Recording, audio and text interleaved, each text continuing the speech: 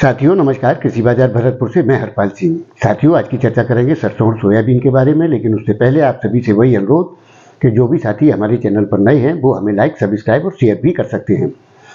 साथियों यूएसडीए की रिपोर्ट आ गई है, उसके अनुसार सोयाबीन का जो स्टॉक है वो 8.1% बढ़ा करके बताया जा रहा है, यानी कि 9.26 मिलियन टन सोयाबीन का स्टॉक जताया जा रहा है।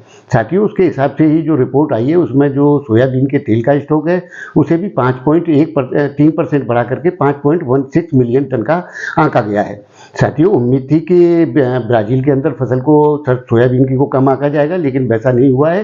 सोयाबीन का उत्पादन बढ़ा चढ़ा करके पेश किया गया, जिसके चलते सोयाबीन में 50 रुपये तक के मध्य की स्थितियां देखने को मिल रही हैं।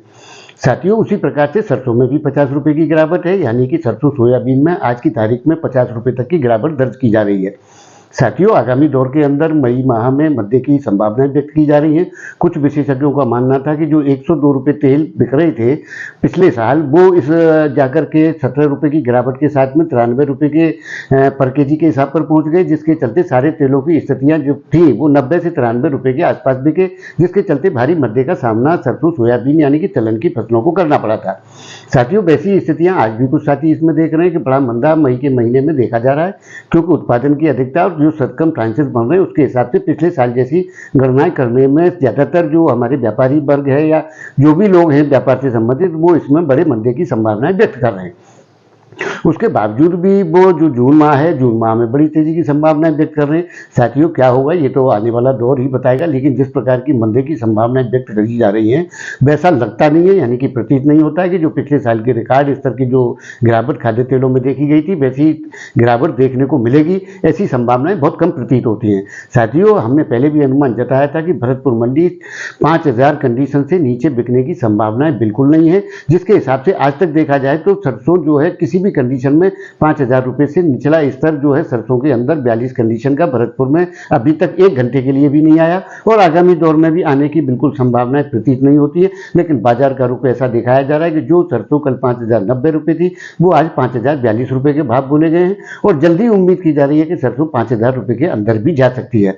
साथियों मेरा अनुमान इससे बिल्कुल विपरीत है। जैसा कि मैं पहले से कहता रहा हूँ कि सरसों में जो पिछला साल था उस प्रकार की संभावनाएं कम ही प्रकट होती हैं, जिसके चलते आगामी दौर के अंदर जो स्थितियां देखी जा रही है, यानी कि सरसों की गिरावटों का जो आवकें थी उनका गिरावटों का दौर देखने को मिल रहा है। सरकारी खरीद भी चल रही है, और सरकार की नीतियां आने वाले टाइम के अंदर निश्चित रूप से बदलेंगी, क्योंकि सरकार पूर्ण रूप से जो भी प्रतिबंध लगा सकती थी कोरोना के बाद में वो सारे प्रतिबंध, सारी प्रक्रियाएं, सारे जो नियम थे सरकार ऑलरेडी लगा चुकी है। अब उनमें ढील देने या उनमें जो है कुछ खुली करने वाली स्थितियां निश्चित रूप से जून माह के बाद इसमें देखने को मिलेंगी, और हो सकता है कि 4 जून से पहले ही बाजारों के रुख अलग प्रकार के, यानी कि मई के अंतिम सप्ताह के अंदर तेजी के रुख देखने को मिल सकते हैं। साथियों भाव यहीं स्टेबल यानी कि इसी दायरे में घूमते हुए प्रतीत होते हैं। बड़ी गिरावट की आशंका बिल्कुल भी नहीं है। आगामी दौर कैसा रहता है ये तो वक्त बताएगा, लेकिन हो सकता है कि साथियों जो मेरे साथी 4600 रुपये 4500 रुपये जो सरसों देख रहे हैं शायद उनकी भविष्यवाणी ठीक हो जाए, लेकिन मुझे नहीं लगता किसी भी कंडीशन से, क्योंकि पिछला साल पिछले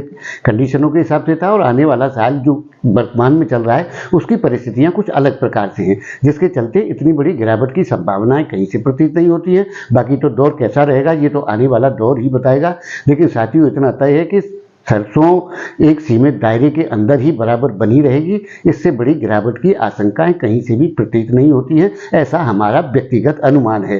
साथियों तो आपको हमारी जानकारियां कैसी लगती हैं हमें कमेंट करके जरूर बताएं। तब तक के लिए कृषि बाजार की ओर से आप सभी का बहुत बहुत आभार, धन्यवाद।